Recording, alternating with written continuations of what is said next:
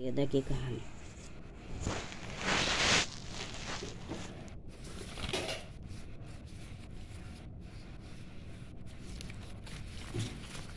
बिस्मिल्लाहिर्रहमानिर्रहीम।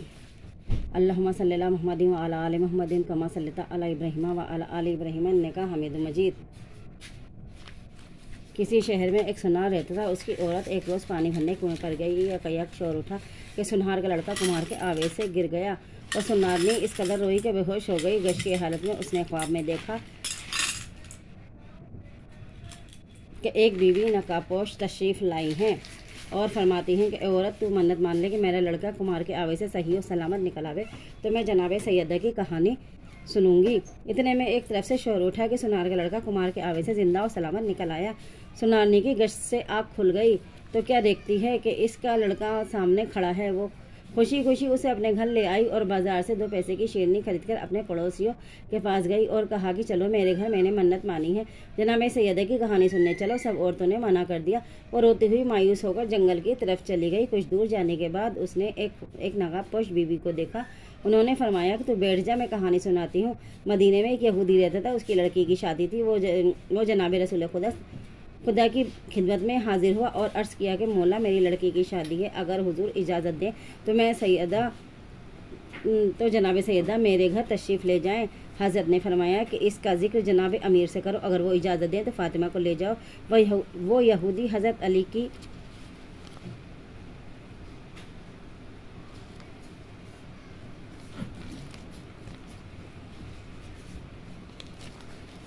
खिदमत में हाजिर हुआ और अपनी दरख्वास्त पेश की। हज़रत ने फरमाया कि जनाब सैयदा की खिदमत में अर्ज़ करो। चुनाचे हज़रत फ़ातिमा की खिदमत में हाजिर हुआ और शादी में शिरकत के लिए अर्ज़ किया। आपने फरमाया ये अली मुर्तज़ा से इजाज़त लो तब चलूँगी। उस यहूदी ने अर्ज़ किया कि मैं जनाब रसूल खुदा और जनाब हज़रत अली से इजाज़त हासिल कर चुका हूँ। अब तो आप ही खुद इस अमर के मुख्तार हैं। आपने सवारी लाने के लिए उससे कहा। यहूदी सवारी लेने चला गया। जनाब सैयदा ने जानामाज़ बिछाकर 2 रकात नमाज़ पढ़ी और हाथ बुलंद करके खुदा की दरगाह में अर्ज़ किया कि ए मेरे पालने वाले, मैं तेरी रसूल की बेटी और तेरी कनीज़ हूँ। ना मेरे पास कोई कपड़ा है और ना कोई सामान है। ऐसी हालत में शादी में क्यों कर जाऊँ। अभी दुआ ख़त्म ना होने पाई थी कि जन्नत की हूरें एक कश्ती में जन्नत के ज़ेवरात तो लिबास लेकर हाजिर हो गईं। हूरों ने अपने हाथ से जनाब सैयदा को लिबास और जेवर से आरास्ता किया और सवारी में बिठाया। जनाब सैयदा उस यहूदी के घर पहुंची तो आपके नूर से उसका मकान रोशन और खुशबू से मुअत्तर हो गया और जितनी यहूदी औरतें थीं सब बेहोश हो गईं। आप उस हुजरे में तशरीफ़ फरमा हुई जिसमें दुल्हन बैठी थी। कुछ देर के बाद सब औरतों को तो होश आ गया, लेकिन दुल्हन को होश न आया। तो औरतों ने दुल्हन को देखा। जब औरतों ने दुल्हन को देखा तो मुर्दा पाया तो सब औरतें रोने पीटने लगीं और हश्र बर्पा हो गया। जनाब सैयदा को ये माजरा देखकर बड़ी हैरत हुई। आपने जानामाज़ बिछाकर नमाज़ पढ़ी और खुदा की बारगाह में अर्ज़ किया कि परवरदिगार, मैं तेरी कनीज़ खास और तेरे रसूल की बेटी हूँ, तो मेरी इज़्ज़त रख ले, वरना ये लोग कहेंगे कि मेरे आने से दुल्हन मर गई। आपकी दुआ अभी ख़त्म ना हुई थी कि दुल्हन जिंदा हो गई और कलमा पढ़ती हुई उठ बैठी और जनाब सैयदा से अर्ज़ किया कि आप बिनते रसूल हैं, मुझको अपना दीन बताइए।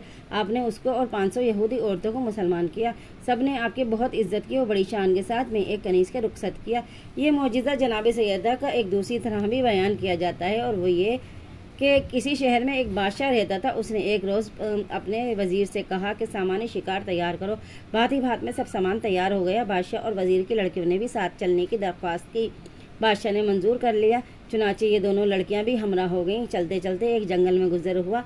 वहीं सब ने क़याम किया और नाश्ता करने में मशगूल हो गए। यकायक एक शदीद आंधी आई और एक की दूसरे को खबर न रही। बादशाह और वज़ीर लश्कर से जुदा हो गए और लड़कियों का चौपहला उड़कर एक पहाड़ की चोटी पर रुका। जब तूफ़ान ख़त्म हुआ तो बादशाह को अपना सामान और लश्कर तो मिल गया, मगर लड़कियों का कुछ से पता न चल सका। मजबूर होकर बादशाह और वज़ीर दोनों वापस आ गए। इत्तफाक से उसी रोज़ दूसरे मुल्क का बादशाह उस जंगल में शिकार को गया था। वो पानी की तलाश में परेशान था। सिपाही इधर उधर पानी की तलाश में फिर रहे थे। अब दोनों लड़कियों का हाल सुनो। माँ बाप से छुटकर बादशाहज़ादी और वज़ीरज़ादी दोनों गले लगकर बहुत रोईं और रोते रोते बेहोश हो गईं। ख्वाब में देखा कि एक बीवी नकाबपोश तशरीफ़ लाई हैं और फरमाती हैं कि तुम मन्नत मान लो, कि अगर हम अपने वालिदैन से मिलेंगे, अपने माँ बाप से मिलेंगे तो जनाब सैयदा की कहानी सुनेंगे। दोनों लड़कियों को जब होश आया तो उन्होंने ये मन्नत मान ली। परवरदिगार आलम मुसब्बिबुल असबाब है वो सिपाही जो पानी की तलाश में गया था। जब पहाड़ की चोटी पर पहुंचा तो क्या देखता है कि दो लड़कियां बैठी हुई रो रही हैं। उसने उनसे हालात दरियाफ्त किए कि तुम यहाँ कैसे आई। उन लड़कियों ने सारा वाक़या उससे बयान किया। उस सिपाही ने उन लड़कियों को तसल्ली और तशफ़ी दी और कहा कि तुमको मैं अपने साथ ले चलूँ तो चलोगी। लड़कियाँ राज़ी हो गईं। सिपाही ने बादशाह की खिदमत में हाजिर होकर लड़कियों का वाक़या बयान किया। बादशाह ने फ़ौरन नौकरों को भेजकर लड़कियों को बुलवा लिया और वज़ीर ने उन लड़कियों को बड़े आराम से अपने घर में रख लिया। चंद रोज़ बाद जब उन लड़कियों के वालिदैन को खबर हुई फला बादशाह के यहाँ दोनों लड़कियां जिंदा और सलामत मौजूद हैं तो उनको बड़ी खुशी हुई और उन्होंने उस बादशाह को शुक्रिया का खत लिखा और लड़कियों को भेजने की ख्वाहिश की। इस बादशाह ने ख़त का जवाब दिया और लिखा कि अगर आप मुनासिब समझें तो इन लड़कियों की शादी मेरे लड़कों के साथ कर दें। उन लोगों ने मंजूर कर लिया और लड़कियां बादशाह के यहाँ से रुखसत होकर अपने माँ बाप से मिली और सबने खुदा का शुक्र अदा किया। मगर लड़कियां जनाब सैयदा की कहानी सुनना भूल गईं। कुछ दिनों के बाद दोनों तरफ से शादियों के इंतजामात होने लगे और तारीखें मुकर्रर होकर दोनों का अक़्द हो गया और दोनों बड़ी धूमधाम से रुखसत होकर अपनी ससुराल पहुंच गईं। इत्तफाक से जहेज में का एक लोटा पानी से भरा हुआ दरवाजे पर छूट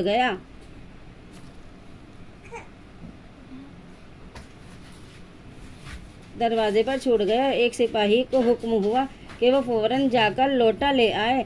सिपाही जब आया तो क्या देखता है कि ना वो महल है, ना तख्त है, ना बादशाह, ना कुछ सामान है, सिर्फ एक मैदान है और लोटा वहाँ रखा हुआ है। सिपाही ने हैरत में था कि ये माजरा क्या है। बहरहाल सिपाही ने चाहा कि लोटा उठाए और झुककर उठाने के लिए हाथ बढ़ाया मगर वो फौरन ही एक काला सांप बन गया और उसने सिपाही को काटना चाहा। यह खौफजदा होकर पीछे हटा और भागकर अपने बादशाह के पास आया और सारा वाक़या उससे बयान किया। ये तमाम बातें सुनकर बादशाह को बहुत गुस्सा आया और उसने लड़कियों को बुलाकर कहा कि तुम लोग जादूगर हो, बतलाओ कि ये क्या माजरा है और तुम्हारे वालिदैन कहाँ हैं। वो लड़कियाँ हैरत ज़दा हो गईं और कोई जवाब न दे सकीं। बादशाह ने उन लड़कियों को कैद कर दिया और कहा कि कल तुमको कत्ल करने के लिए जल्लादों के हवाले कर दिया जाएगा। कैद खाने में वज़ीरज़ादी ने शहज़ादी से कहा कि नामालूम हमसे कौन सी ऐसी खता हुई है कि हम पर हमको ये सज़ा मिली है कि कल कत्ल कर दिए जाएंगे। ये दोनों ग़रियत-ज़ारी में मशगूल हो गई और खुदा से दुआ करने लगी। रोते रोते इनकी आँख लग गई। ख्वाब में देखा कि वही नकाबपोश बीवी आई और फरमाती हैं कि तुमने माना था कि जनाब सैयदा की कहानी सुनोगी मगर तुमने ना सुनी, ये उसी का अजाब है। अब तुम दोनों कहानी सुनो। और लड़कियों ने कहा कि हम आप पर से कुर्बान जाएं। ये बतलाइए कि हम लोग कैद खाने में शिरनी वगैरह का क्यों कर इंतज़ाम करें। आपने फरमाया कि सुबह को तुम्हारे आंचल से 2 पैसे गिरेंगे, उसी की शिरनी मंगवा लेना और कहानी सुनना। चुनाचे सुबह को ऐसा ही हुआ। लड़कियों ने शिरनी मंगवा कर कहानी सुनी और अपनी गलती के रो कर मुआफ़ी मांगी।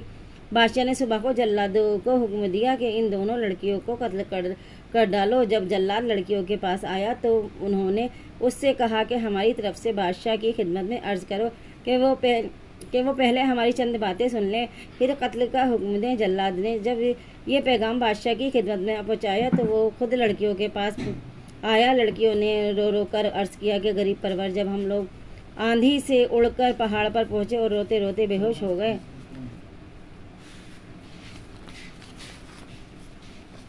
हो गए थे तो एक नकाबपोश बीवी आई थी और फरमाया कि तुम जनाब सैयदा की कहानी मान लो तो अपने वालिदैन से मिलोगी। हम दोनों ने मन्नत मान ली थी मगर अपने वालिदैन से मिलने के बाद हम ये कहानी सुनना भूल गए थे।